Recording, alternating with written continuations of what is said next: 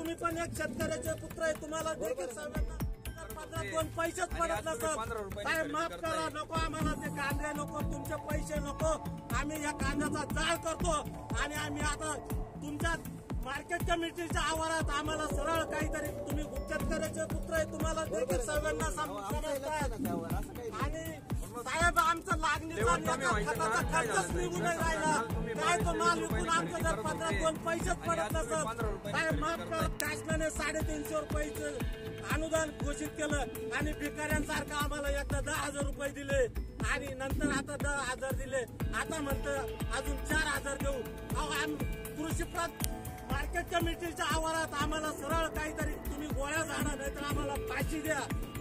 अहो साहेब, मागच्या वर्षी अधिक उत्पन्न झालं, शासनाने 350 रुपयाचं अनुदान घोषित गोळ्या घातल्या होत्या. तसं आता या कमलाबाईला गोळ्या घातल्याशिवाय आम्हा शेतकऱ्यांनी आता कुठलाही पर्याय नाही. एक तर कमलाबाई संपवायची किंवा आता आम्हाला संपवलं तरी चालत. हा लिलाव आम्हाला अजून 4,000 देऊ. कृषी प्रधान देश म्हणताना आम्हाला हे भिकारी समजून राहिले, हे आम्हाला मान्यच नाही.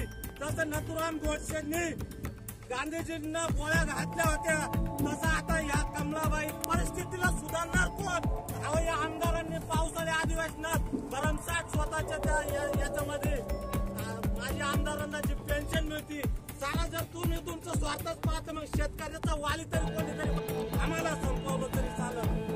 हा लिलाव आम्हाला मंजूर नाही. बिचारा कुठल्याही शेतकऱ्यांना जर खर्चच सुटू नाही राहिला आमचा, या परिस्थितीला सुधारणार कोण?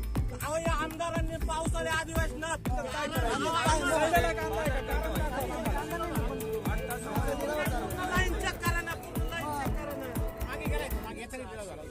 ₹600-800 रुपये असा भाव चालू आहे साहेब. आमचा बियाण्याचा, लागणीचा, खताचा खर्च जर तुम्ही तुमचं स्वार्थच पाहता, मग शेतकऱ्याचा वाली तरी कोणीतरी बायबाप होणार. काय भाव गेला 700 रुपये कांदा, आता 700चा कांदा आहे. 700चा कांदा कारण दाखवा, कांदा काय करायचं, कांदा आहे का, कारण दाखवा. मग घेऊ आपण तुमचा जो काल पण तसाच गोंधळ झाला, प्रत्येक ठिकाणी होता. बाजार भाव कमी झाले. नाही बाजार भाव कमी झाले, पण मग शेतकऱ्यांना फक्त उद्योग वस्तू म्हणूनच वापरायची का? नुसतं तुम्ही कृषी प्रधान देश म्हणून समजा. 800 रुपये असा भाव चालू आहे साहेब. आमचा बियाण्याचा, लागणीचा, खताचा खर्च नाही सुटून राहिला, मग ते कांदे विकायचे काय? मग घेऊ आपण तुमचा जो काल पण तसाच गोंधळ झाला, प्रत्येक ठिकाणी होता. उपयोग काय? एकीकडे दुष्काळ, एकपट, दुसरीकडे या तालुक्यावर अन्याय झाला. येवल्यात बऱ्यापैकी पाणी झालं, तुमच्या मालेगाव मध्ये बऱ्यापैकी झालं.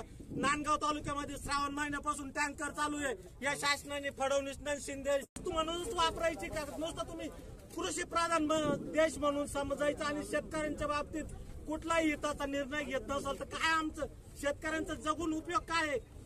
एकीकडे दुष्काळ, एकपट, दुसरीकडे तालुक्याला टाळलं आणि त्या ठिकाणी काय म्हणे सदृश्य. आता या सदृश्याचा अर्थ आम्हाला साहेब तुम्ही तरी समजून सांगा. आम्ही तर शेतकरी. सदृश्य म्हणजे असतं काय? नांदगाव तालुक्यामध्ये श्रावण महिन्यापासून टँकर चालू आहे. या शासनाने फडणवीस शिंदे सरकारने अन्याय केला. या दुष्काळ तालुक्यात ओरिजिनल दुष्काळ असून तालुक्याला टाळलं आणि त्या ठिकाणी काय म्हणे सदृश्य. आता या सदृश्याचा आम्ही इच्छुक शेतकरी, आम्हाला फाशी देऊन मोकळे व्हा. कशाला आमच्या हाल करू राहिले? कामदारांनी, मंत्री जंत्र्यांनी फक्त त्यांचे फायदे पाहायचे. पावसाळ्या अधिवेशनामध्ये एकमताने सर्व आमदार जर जास्त काय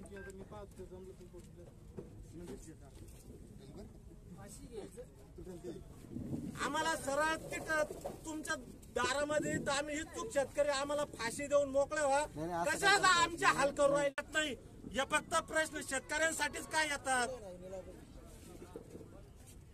लिलाव नाही साहेब, माझं एकट्याचं काहीच नाही. सर्व शेतकऱ्यांच्या विचाराने ते मान्य. इतरही मार्केट कमिट्यांची परिस्थिती पाहिली. पावसाळ्या अधिवेशनामध्ये एकमताने सर्व आमदार जर त्यांचं पेन्शन भरमसाठ वाढ करतील, तिथं राजकारण येत नाही, तिथं ओबीसी येत नाही, तिथं मराठा येत नाही. हे फक्त प्रश्न शेतकऱ्यांसाठीच काय येतात? वैयक्तिक विचार, पगार किती? अहो, ते बरोबर नाही नाही सांगा सांगा ना एक दिवसाचा पगार किती जर तुमची पगार एका रात्री जर 1000-2000 कमी केली तुम्हाला काय वाटेल तुम्ही काय करणार तुमच्या भावना समजून सांगतोय आम्ही काय म्हणत नाही.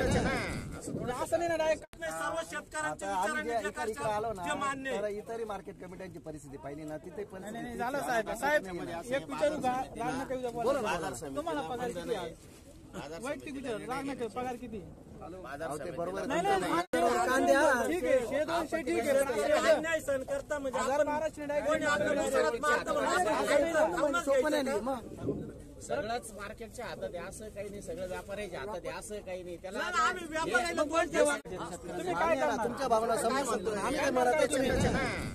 असं नाही ना डायरेक्ट कालपर्यंत 2000 डायरेक्ट काल 2100 पर्यंत 2000 पर्यंत डायरेक्ट 2000 कांद्या ठीक आहे 100-200 ठीक आहे अन्याय सहन करता म्हणजे 1000-1200 डायरेक्ट कोणी आपल्या नांदगाव मार्केटच्या इतिहासात पहिल्यांदा असं घडलं 20 वर्षापासून कोणाच्या सांगतो हातात साहेब. नसलं ना, या तर नांदगाव बंद राहू द्या. मार्केटला ज्यावेळेस 2001 साली विलासराव देशमुखचं सरकार होतं कांदा हस्तक्षेप योजना चालू केली होती 350 रुपये क्विंटल. हातात आहे असं काही नाही, सगळं व्यापाऱ्याच्या हातात आहे असं काही नाही. त्याला नाही, आम्ही व्यापाऱ्याला दोष ठेवा.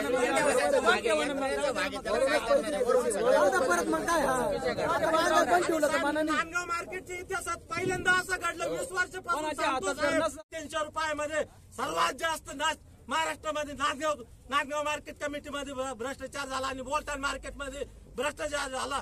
व्यापारी आणि कर्मचारी यांनी संगणमताने सर्वात मोठा भ्रष्टाचार झाला आणि कांदा हस्तक्षेप योजना चालू केली होती 350 रुपये क्विंटल. महाराष्ट्रामध्ये असं पहिलं मार्केट होतं, कुठलाही भ्रष्टाचार झाला नव्हता. परंतु यावेळेस 350 रुपयामध्ये सर्वात जास्त महाराष्ट्रामध्ये नांदगाव आज तो भ्रष्टाचार झाला नसता तर एक रक्कम भेटली असती माझ्या शेतकरी मायबापांना. असं चुकीचं काही आरोप नाही. आरोप नाही करणार, हे सिद्ध करून देईल. जर सिद्ध नाही करून दिलं तर फाशीची शिक्षा घेईल. व्यापारीच्या पावतीची देखील तुमच्याकडे कर्मचारी यांनी संगणमताने सर्वात मोठा भ्रष्टाचार झाला आणि शेतकरी मायबापांना त्याचा 10,000 रुपये त्या भ्रष्टाचारामुळे आम्हाला पैसे देऊ राहिले. आज तो भ्रष्टाचार झाला नसता तर एक रक्कम भेटली असती माझ्या शेतकरी. व्यापाऱ्यांच्या सुद्धा याद्या होत्या त्याचं जे पण असेल त्याचं आरोप झाले. आम्ही कमी भाव देतो ना हे बरोबर आहे. आमच्या उदरी व्यापारी राहत हे बी तुम्हाला सांगितलेलं 4 वेळेस. नाही बा तुम्ही उधारी वगैरे तो विषय तो ना तो आमच्या आपण ऑफिसला चर्चा दिलं तर फाशीची शिक्षा घेईल. व्यापारीच्या पावतीची देखील तुमच्याकडे फाशीची शिक्षा घेईल साहेब, सिद्ध करून नाही दिलं तर. हा आरोप खोटे ज्यावेळेस शेतकऱ्यांची यादी आली ना त्याच्यात व्यापाऱ्यांच्या सुद्धा याद्या होत्या.